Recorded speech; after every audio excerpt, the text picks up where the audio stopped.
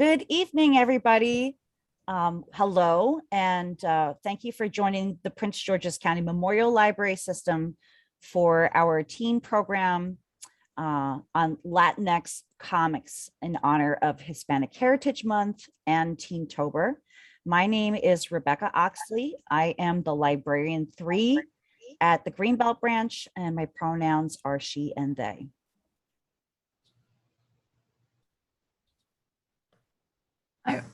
I'm Maria. I'm a library associate 2 at the New Carrollton branch, and my pronouns are she and her. I'm Maria. I'm a library associate at New Carrollton, and my pronouns are she and her. Hello, I'm Lauren. I'm a library associate at the Oxon Hill branch, and my pronouns are she and her. Thanks everybody for joining us. This is going to be a great discussion. I'm sure we all were very excited to dive into this subject. Just for myself, I am a specialist in graphic literature. I do read still for the Black Eyed Susan's Graphic Novel Award, and I love teen librarianship. I figured it would be a good idea to maybe start with some things that we've been reading lately. What I have most recently picked up, which I started on my vacation, is the graphic novelization of Juliet Takes a Breath by Gabby Rivera. And it is a wonderful story of an older teen. I believe Juliet is 19. And she sort of comes out very suddenly to her family and says, I'm a lesbian. And then she's like, bye, I'm going to this.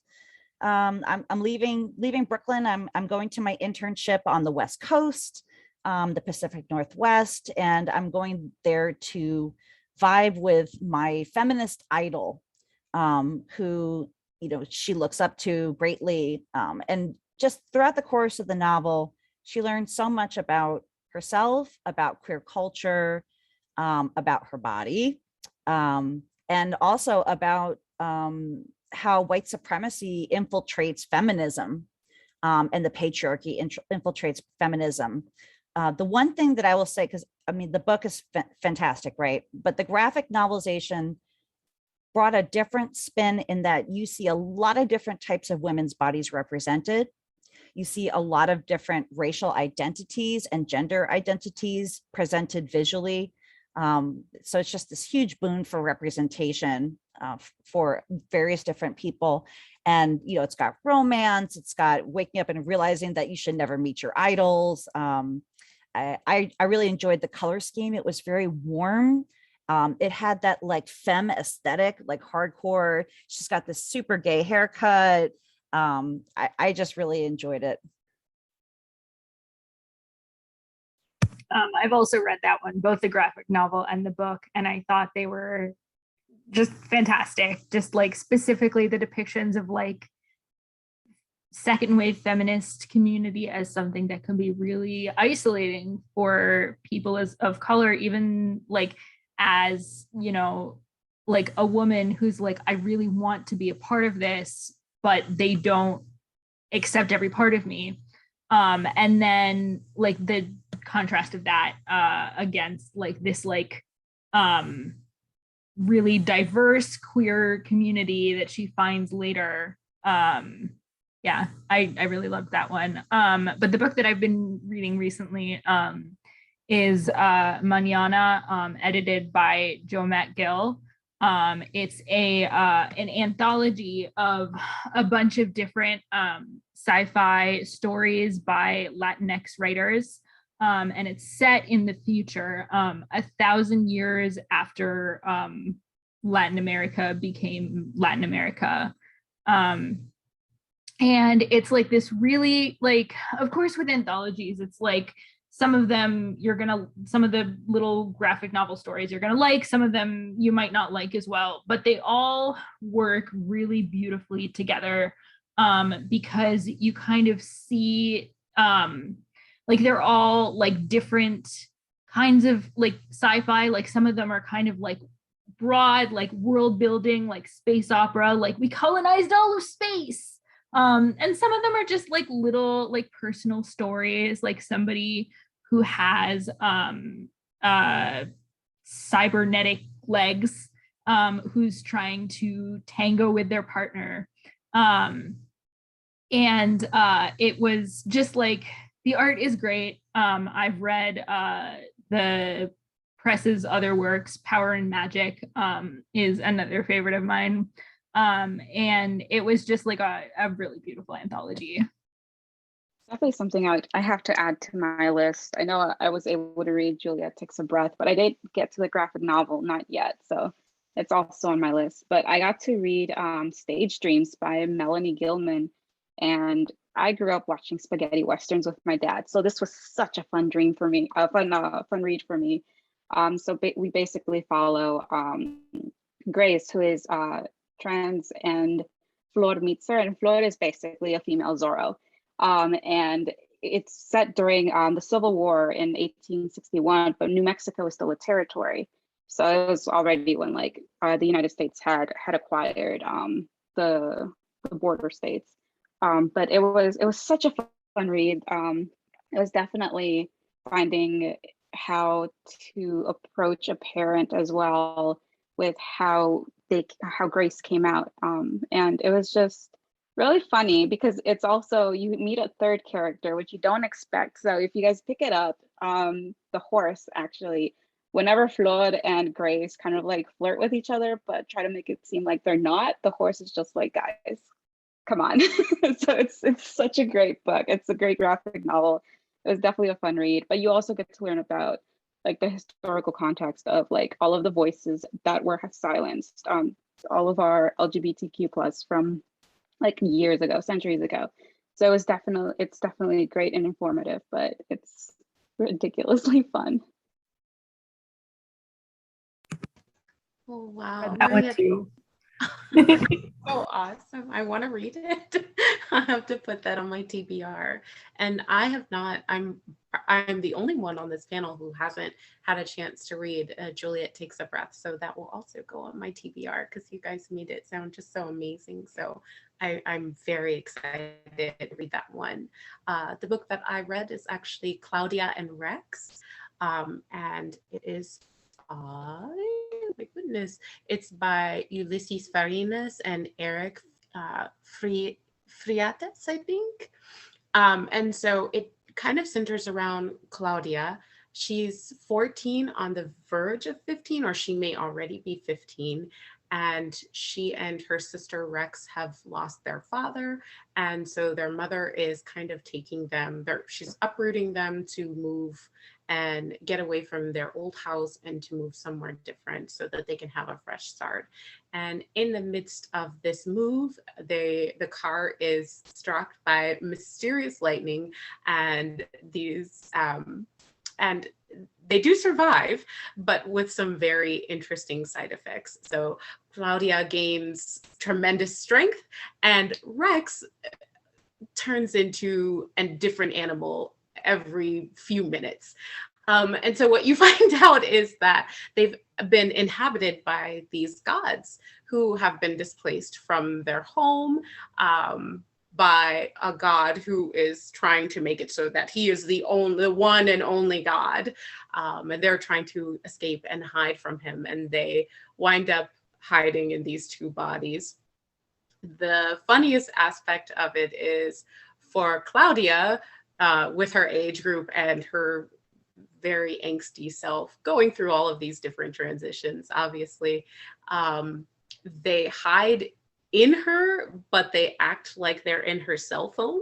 So they send her text messages, or to essentially use some of the powers of other gods. They have like an app on the phone that she can press, and so she'll use that power.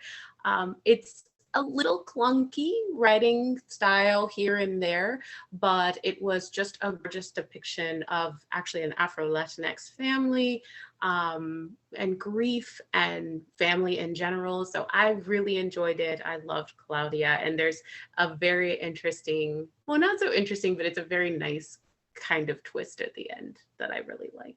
So great story if you're interested in something like that. And I also did read, I actually just finished it a few minutes ago because I had started and I fell asleep. And then I was like, oh, I almost forgot. We have comic chat tonight. I need to finish. So I read the first issue of BB Free by Gabby Rivera. So if anyone is interested in reading that first issue, you can actually find it on Gabby Rivera's website. I think the compendium or all of the volumes will be placed together and will be available in 2023. So if you just want to get started, that's a really great place to start. You can download it or you can just view it on your computer. The illustrations are absolutely gorgeous. I was just like, oh my God, so pretty. But I also really love kind of the post-apocalyptic depiction of Florida has essentially broken in on, I think all of the United States, but Florida in particular is broken up into these little separate, almost like separate colonies. And you have BB who just wants to have her own radio station and to reach out to all these other people. And in the midst of this, is also questioning who she is. She has this wonderful friend, and you must forgive me because I don't know how, but I've forgotten her name in this moment. But she has this wonderful friend who she talks to and who is super encouraging to her. And she has an alligator as her pet, and the alligator is amazing and so cute as well. But I liked it a lot for her, not only just questioning who she is, especially since she's on the verge of 15, and 15 in this universe means freedom. So you have the opportunity of kind of getting out of your colony and going into the world, or you can stay within your colony. And she's really kind of like, I don't know if I should stay. My dad kind of wants me to stay here and be of service. And it's like she has to serve food. I'm not sure if there are other things that goes along with it, but she also has to wear dresses, which she really doesn't like. And her father is really strict about like even down to her shoes, like how she dresses, and is constantly referring to her as being a good girl. And she's like, I don't know what being, like, what is that supposed to mean? I thought I am like a good person, because even for herself she's questioning whether or not she considers herself like a girl. But that is just, it's another one that I would strongly recommend, and because it's free, please check it out. That sounds really dope, and it's really nice that the access is right there as well. So I wouldn't want to miss out on at least talking about historically the contributions from Latinx creators. I guess I'll start with something recent and move backwards. So I became aware of Brian Azzarello because I was a very young tween, let's say tween. I was a tween and I was reading a lot of DC Vertigo titles because that was the new, awesome, super dark, amazing artwork, gritty stories, run of comics.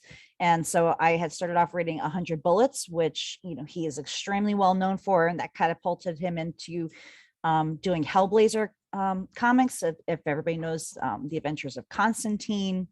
And then later he moved into the big leagues and he did some really cool, creepy, dark Batman, Superman, Wonder Woman. So I just think he was somebody who a lot of younger kids looked up and said, I want to be like that guy, and it was great that we had that representation. And he did incorporate a lot of Latin characters and some Spanish. And, at the time that was not as well known to see Spanish language in English publication. And then I definitely would be remiss if I didn't at least mention people like Raul III, Raul Gonzalez, who is the Pura Belpre award-winning author, multi-award-winning author of the Lowrider series, which is just this super wholesome, cute stories. They are designed for younger readers, like elementary readers, but I know a lot of tweens who really enjoyed the Lowrider stories, just like these unapologetically Mexican celebrations of culture. And his new Vamos books, which are for very young readers, they're like, picture books, were just greenlit to become an animated series. And I was thinking to myself, I don't know that there's been something like that before. It's really, really cool because he grew up in, I think, El Paso, Texas, which of course the sister city is Ciudad Juarez. So he grew up like bouncing back and forth with family and things like that. So his perspective is really interesting. So when I was researching the history of Latinx contributions in comics, I found that there is actually a rich history of political satire comics in Mexico. So one of the earliest that I found, it's arguable whether or not he's really a comics artist, but he definitely was influential to a lot of comic artists' writing style. Jose Guadalupe Posada, he is particularly famous for his depictions of calaveras or skulls. So he would depict, oh, I have a picture book about him that I found at the library. Oh gosh, I'm blurred, but it's called Funny Bones, Posada and His Day of the Dead Calaveras. And it's a biography for children, but it's a really cute one. And so what he was famous for was he would draw like the types of people that he like saw in like Mexican society in the late 1800s as skeletons, as these really like beautiful, like stylized, like very graphic skeletons. And these depictions like were like specifically like making fun of certain types of people, but they were also just like really beautiful, and a lot of his imagery was like used for other purposes, including the Grateful Dead posters used his skeletons, and there are a lot of other Mexican comic satirists. I wanted to briefly mention La Familia Buron by Gabriel Vargas, but I know that that Maria is going to talk a little bit more about him, so I don't want to get too in depth, but it's another like deeply like satirical comic. It's a comic series that started in 1948, and it's it ran for 60 years, which means it's one of the longest running comic series like in history, like in the world. And it also is like studied by like linguistic anthropologists for like his really inventive use of language in it. So I thought that one was really interesting to look at. That's cool. And thank you for sharing that children's picture book. I absolutely adore that illustrator so much. I wish I could remember his full name. I believe his name is Duncan Tonatia. Yes, awesome. And yes, Maria, please regale us with the awesomeness that is Mexican Golden Age comics. I really wanted to talk to it. So La Época de Oro, or like the golden age of comics in Mexico, ran from 1930s to the 1960s. So this, I actually went to my dad because I know growing up in Mexico, he would borrow comics from his friends at school. And at that point, like the government actually subsidized local publishers, and then like, boom, comics like just exploded. So we had, like Ria mentioned, we had Gabriel Vargas, who also came out with like Los Super Locos. So we had Pepin and like a lot of other awesome, also like would-be superheroes. We also have Rafael Cudberto Navarro Huerta and Modesto Vasquez Gonzalez, who came up with Calimán. So you can think of Calimán as like your modern day Doctor Strange, where for Calimán, he was found and his origins were unknown, but as he got older, they understood that he was from India. So he had bright blue eyes, which was like a feature that was supposed to give kind of like off-put the villains. But this is a character who knew of knowledge and sciences, the arts, an incredibly intelligent superhero. And thanks to actually the government, comics stayed very cheap in Mexico, and they'd actually cost between a third and a quarter of what an average Mexican would earn per hour. So it was definitely a big thing for literacy as well. Comics played a huge role in Mexico. They were adapted into live action series and even radio shows, which is what my dad would always tell me about. So like even Calimán has his typical catchphrase. It's paz y serenidad. So just like peace and mindfulness always. But it was like after the golden age, like we did start to see like science fiction, and even like American comic books started coming in. We had like Captain America coming into Mexico. So it definitely, comic books went down a little bit, especially as like even the Asian invasion came to Mexico. So like in the 80s and 90s, bringing with it manga characters like Goku and Dragon Ball. So that was definitely a big explosion, which I'm excited for us to talk to about next.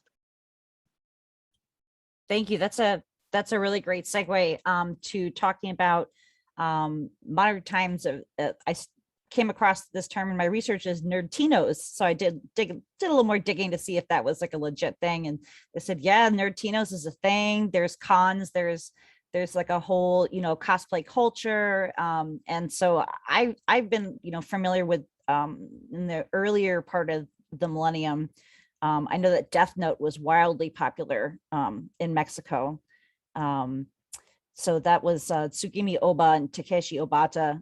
In fact, when I got into JoJo's Bizarre Adventure, which is more recent, by Hirohiko Araki, I couldn't find anything that wasn't translated in Spanish. Like if you go on Amazon and you're looking for JoJo comics, JoJo manga, almost all of it is in Espanol, because that's where the most ravenous fans are, is in Latin America and Mexico. And when I was recently down in Mexico, as I was mentioning to you, Maria, just took a little day trip across the bridge and just checking out all the things that people were selling. And it was just like, of course, Naruto and Dragon Ball Z. But I was astonished by just how much different merchandise there was for My Hero Academia, and for Demon Slayer. People are really wild about Demon Slayer all over the world, which, makes my little heart sing. I am very interested in a new anime that's being produced on Crunchyroll. You can see the trailer. It's called Onyx Equinox, and it is supposed to be based in an Aztec kingdom. So it's kind of like people versus monsters. There's action, there's magic, like it's a magical world. Magic is everywhere. And then like the sidekick is like this cute little ex-loto. If you know the little Frenchy amphibious guys. So I'm really jazzed to see that. Lauren, I noticed that you had mentioned something about One Piece having ties to Latin America. Yeah, so Ichiro Oda actually in somewhere has stated that if this was presented in like real life, or if the One Piece universe was presented in real life, that Luffy would be from Brazil. And I got really excited about that. And of course, if anybody has watched Michiko et Hatchin or Anne Hatchin, that story also takes place in a fictionalized version of Brazil. So those were just two little things that I wanted to share. Didn't know if anyone else had things to share. No, I didn't know that. That's really exciting to see, because as we know, white Europeanism sort of tends to dominate the fascination of Japanese creators. And it's really good to see that little by little, there's a lot more BIPOC representation, or at least there's kind of like an attempt to engage with what is awing, what is mystical, what is, something that is culturally relevant to, let's say, Latinx culture. So we could talk a little bit about Latinx superheroes. Sadly, there are not as many as there should be, but the first one I thought of was actually Sato-san from Bleach, which is one of my favorite shonen animes. And Sato is Mexican descent, and his grandfather taught him how to box. And then he's not a, you know, a soul reaper. He like gets this arm power, sort of like a powerful arm, gigante. But I think he especially really, I think is super useful and powerful, and really comes into his own during the Hueco Mundo arc, with the Espada, where they're like these, you know, uber super powerful demon kind that they have to battle. And like all of the iconography and the naming of things, the nomenclature is definitely like a strong nod to Latinx culture.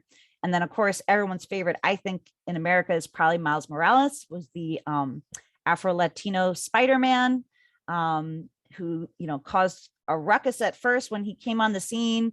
I think his father is Black, his mother is Boricua.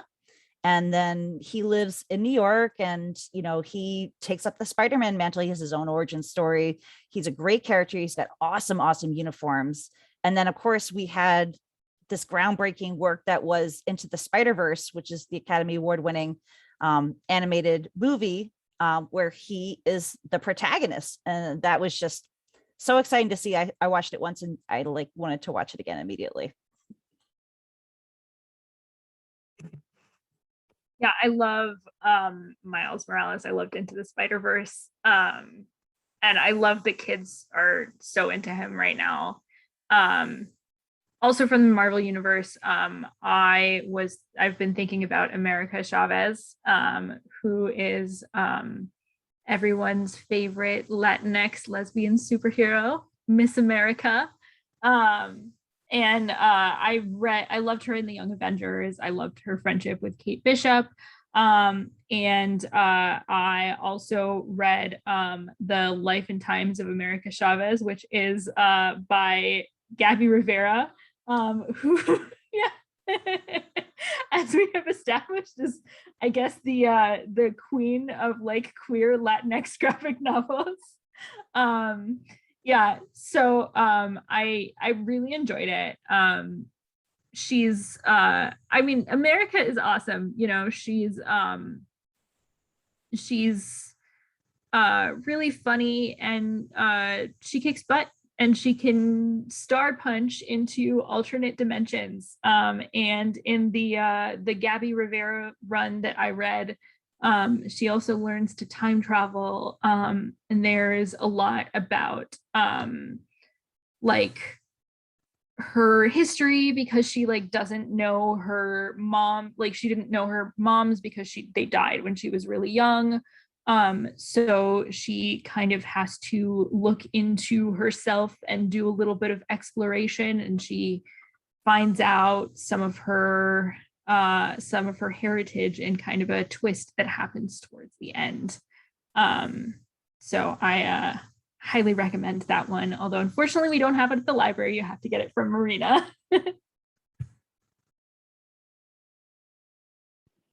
Yeah, just like, I mean, we don't have many Latinx superheroes, but we also unfortunately don't have too many in our system, because I also, for my Latino superhero, I picked the DC universe. I picked Jaime Reyes, who is our third Blue Beetle generation, and it was definitely a fun read, because I was familiar with the older Blue Beetle, but with this one, the powers actually came from a scarab, which is like the beetle-shaped amulets from ancient Egypt.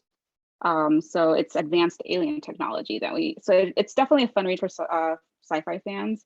And he also actually ends up joining the Teen Titans later in the universe. But I really loved reading this, because it was just, I mean, family for us in Latin communities. It's such a big part of who we are, and just what it means to be a part of something big. So you actually get to see Jaime's relationship with his parents, and when he gets the powers of the Blue Beetle, he finds out that he warped, and he's been gone for a year.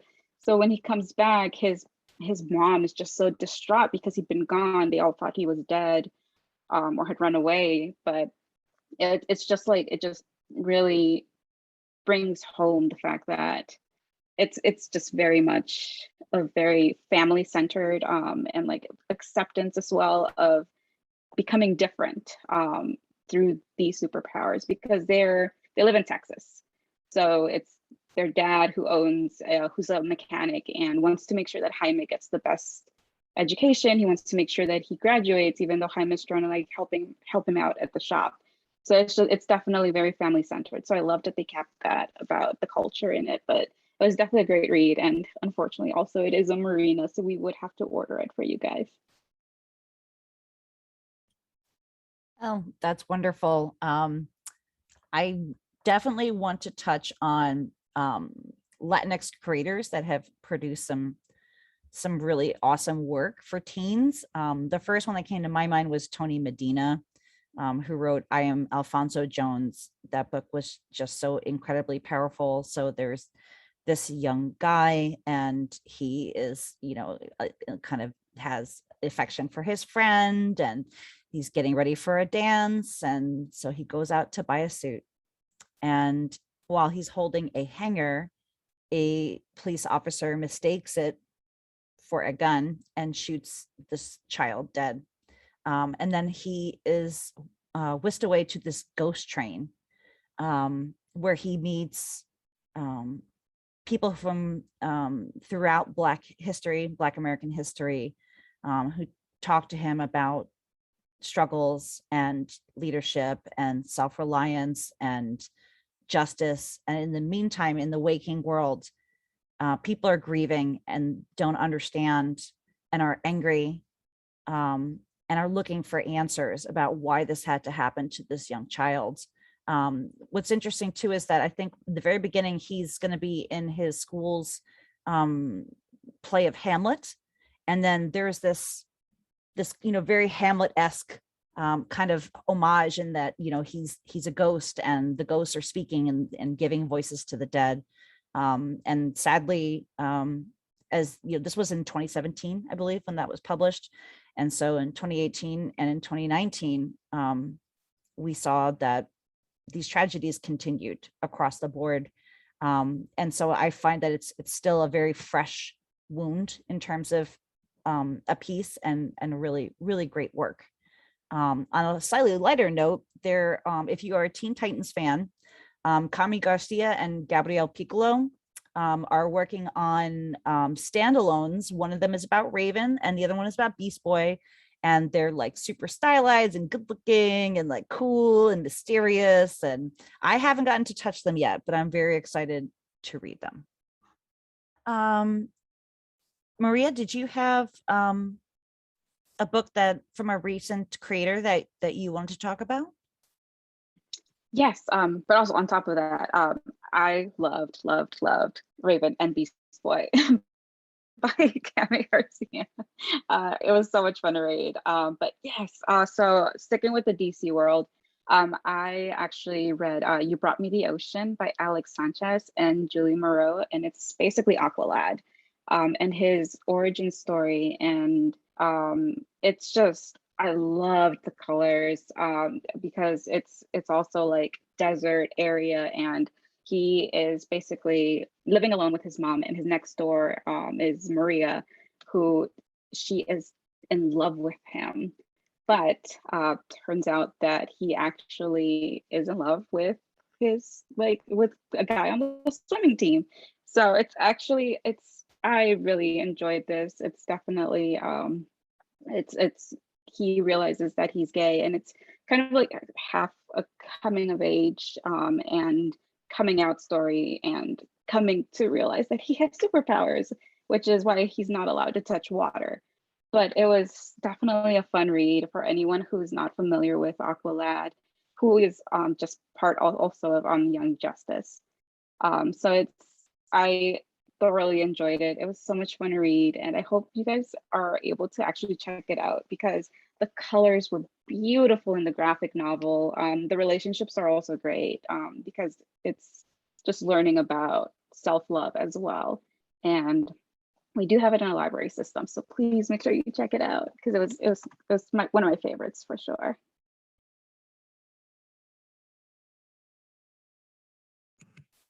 Yeah, I definitely want to borrow that one because I remember the art was really pretty. I saw the cover when you were reading it.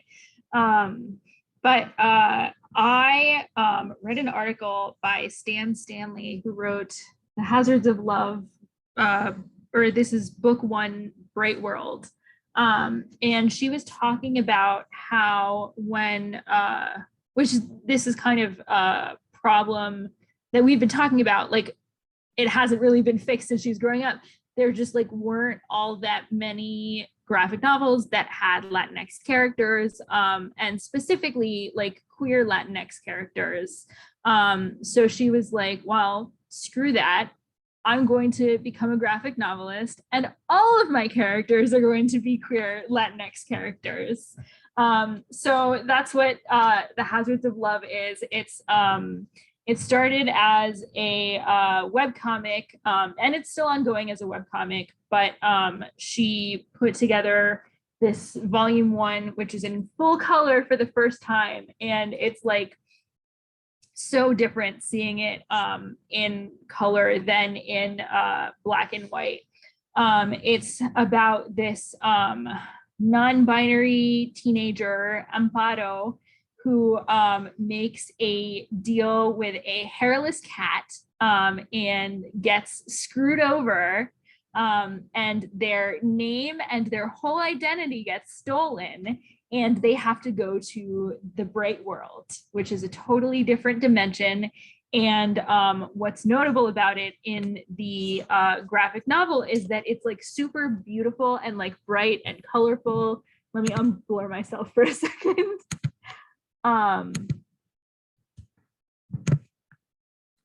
Well, I'm nervous, so it's gonna take me a minute. Okay, here we go. It's like super beautiful and like bright and colorful, and there's like this really beautiful, like lush tropical imagery. And it's like very clearly inspired by like Latin American mythology.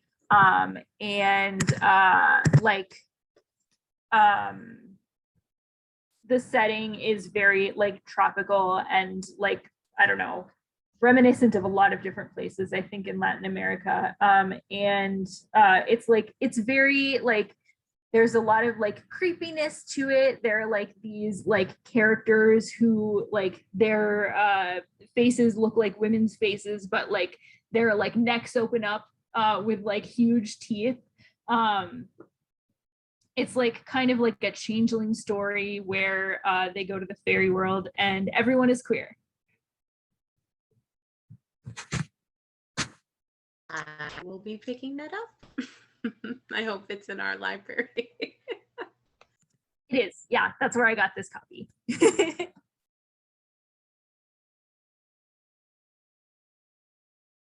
So I just wanted to highlight one creator, which is actually, no, I have two.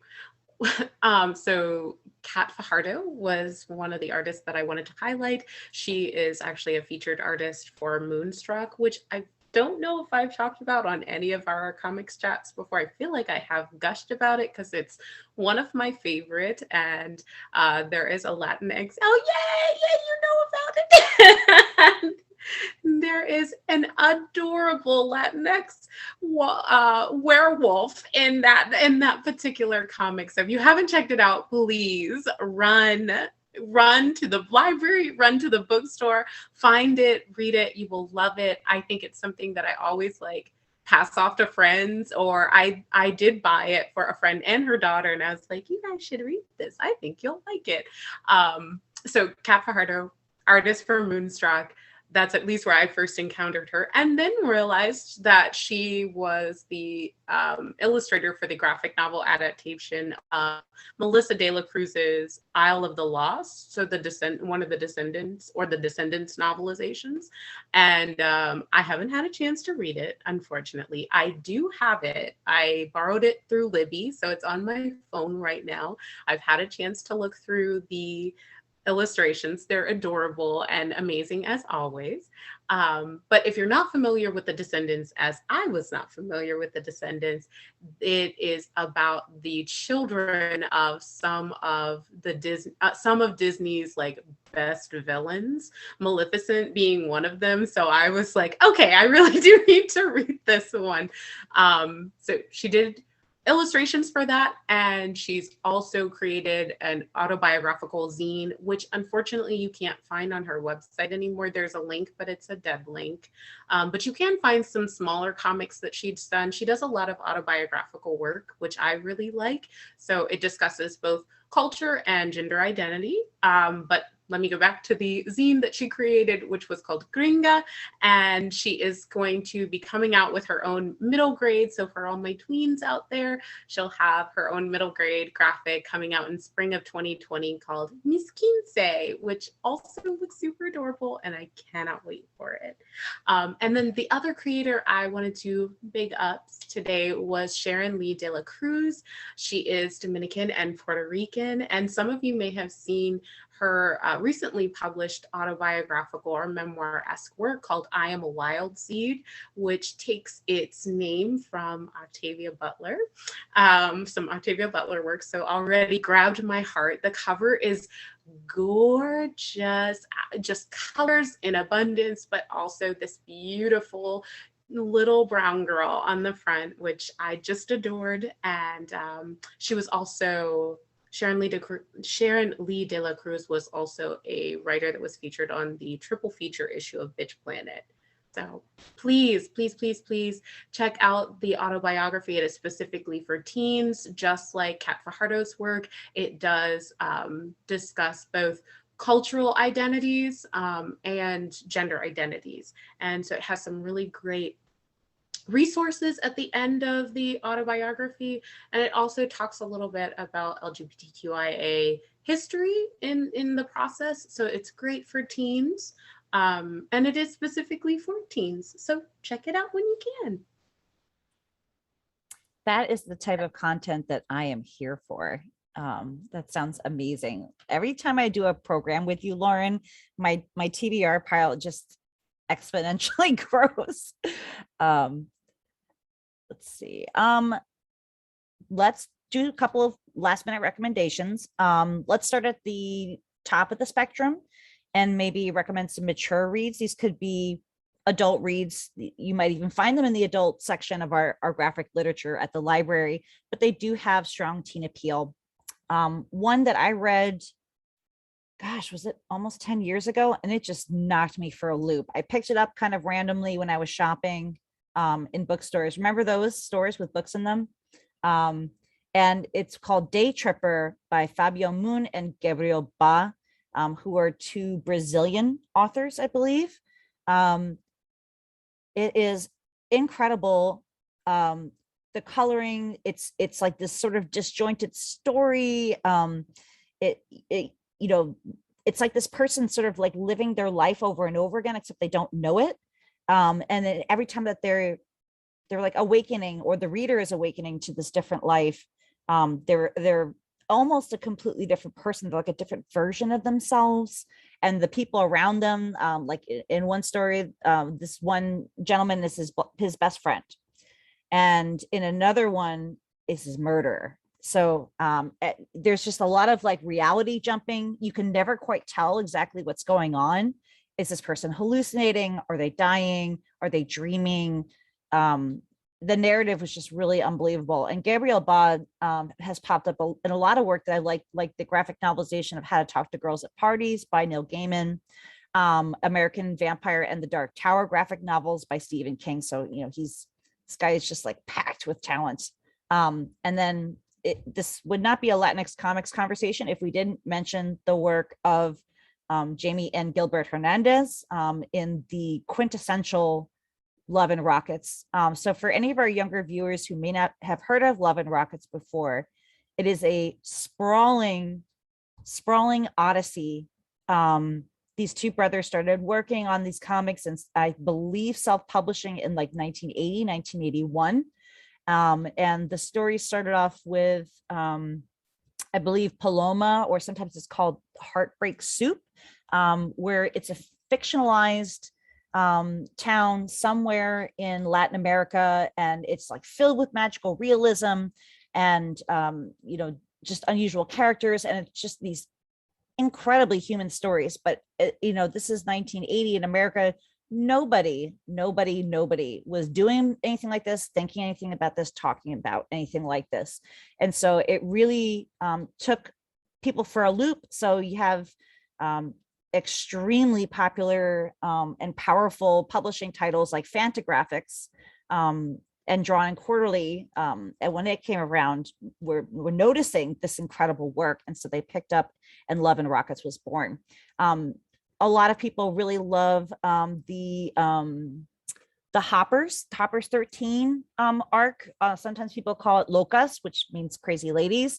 And it's about young Chicano women who are living, I believe, on the West Coast, and they're in a punk band, and they're broke, and they're kind of gutter, and just like they're just like living their lives, and stories, and people are falling in love, and people are realizing their gender and sexuality identity is different, and it just goes on and on. And there are so many one-off graphic novels that I know we have in our adult section, like Julio's Day. Julio's Day was a one-off graphic novel about a random character from the Paloma series that we just follow him as he's walking around his rural Mexican town and struggling with his sexuality and also poverty, and just beautifully rendered. I can't say enough good things about the work of these individuals. And I believe they started off making comics with their third brother, Mario. But eventually Jamie and Gilbert became like the big guns. And it's, if you ever get a chance to see them speak at a convention, they are so dynamic. And if you talk to comic book artists, over the past, let's say 25 years, it's hard to find somebody who wasn't influenced by Love and Rockets. Like you said to Laura and Rebecca, I think my to be read list just grew as well. But I was actually able to find something that I'd never heard of, which is Water Snakes, which is written and illustrated by 3-time Eisner Award nominee Tony Sandoval. And spooky season is right around the corner, and wow, is this spooky. It was definitely very creepy, but I enjoyed it. It was really well written. The illustrations were beautiful and dark. And unfortunately, we don't have it in the system, so we would have to order through Marina. But it's a huge hardback graphic novel, and it follows Mila, who is a teen who likes to take her bike and take it towards the beach because she lives in the city. And she comes across this girl named Agnes, and she starts calling her Water Snake because her dark black hair, and she saw her swimming. But it's definitely, I don't want to spoil too much because this is actually one I would love for everyone to read. And there's like definitely a few twists in there where I was just like, oh my gosh. So I had to keep turning the page, but it was really fun. And it's just very weird. So like Mila's dad is a dentist, and she becomes like obsessed with Agnes's teeth because they're just perfectly straight, perfectly white, but it was beautifully done. A lot of the colors were also like very dark and grungy, which was such a fun read. There is some gore, which is why it's in our adult section, but Mila is a teen girl who is, so if you like dark, if you like horror, it's not all the way across horror, but there's definitely some elements to it. But it was definitely such a great read. So I 100% recommend it, especially as we approach fall and October, which I'm so excited for. I too am excited for fall and October, not just because that's my birth month, but also because spooky season. So Maria, I will be grabbing that as well and adding that to my pile. I'm very much looking forward to it, and hopefully having a discussion with you about that later. My recommendation for a mature read is indeed a mature read, and it is actually The Wilds by Vida Ayala and Emily Pearson.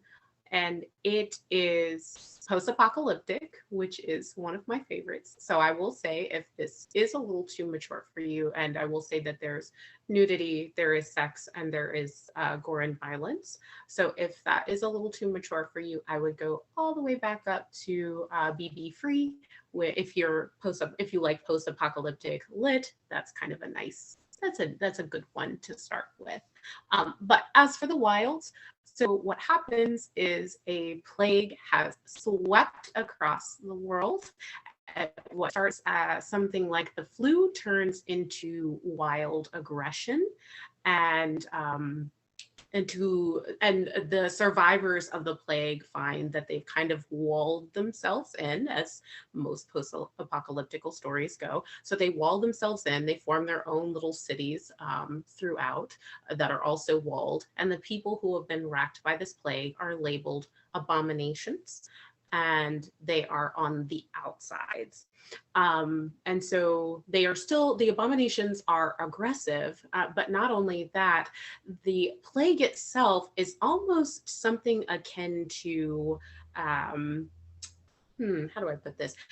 It's kind of like they're absorbing the natural world. So if you see the depiction on both the cover of the book and even in some of like how it breaks each issue apart, you'll see that people have flowers or fungi growing out of their face or all throughout their body. It's actually very, very gorgeous. And the interesting, or one of the lines in there was kind of like, it was like Mother Nature sprouted her seeds, spread them everywhere, and then called her children to essentially like destroy all of the things that are destroying her.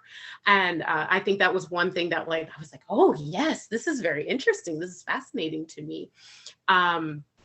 So we have the abominations on the outside, and in the inside there's something called the compound, and the compound is similar to the postal service and kind of like a salvage yard. So the people who work within the compound are called runners, and their job is to carry like provisions, either medical provisions, food, and sometimes people just to different areas and to keep them safe in the process of doing so. So our main focus for this book is a runner who was a doctor in her former life, and her name is Daisy Walker.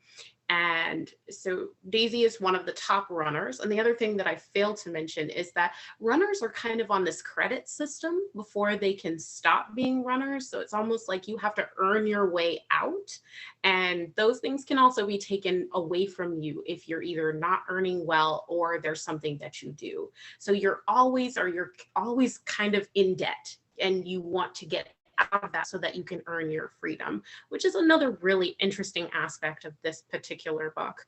But we do focus on Daisy, and she's noticing that the abominations on the outside, their behavior has changed. Whereas they used to just travel in packs of 1 or 2, now they're traveling in whole groups, and the aggression is getting worse. And she finds a stranger on one of her rounds, and she does save him, but she kind of wants to leave him. But she does take him into her particular settlement, finds out that he's medical, and then she needs to, or one of the other runners needs to ferry him home. It winds up being her girlfriend that takes him back home, but then she never comes back. And Daisy is very curious as to what happens and finds a way to travel out to get her, or get to her. And in process finds that the inside world is just as dangerous as the outside world. So like I said, there is sex, there is nudity, and there is violence and gore. So if this is too mature for you, I would recommend some other post-apocalyptic, either graphic novels or even fiction if you're interested in that. But this is a really amazing read, beautiful illustrations, and I'm looking forward to reading more because I didn't get a chance to finish it all the way through. But I have maybe about 20 pages left, but from what I did read, Loved it. Excellent. I'm kind of, from your description, like the fungi, I'm getting like Last of Us vibes, but also like Mad Max, like you're indentured and you have to just be a transporter, and it's like everything to escape. That sounds amazing.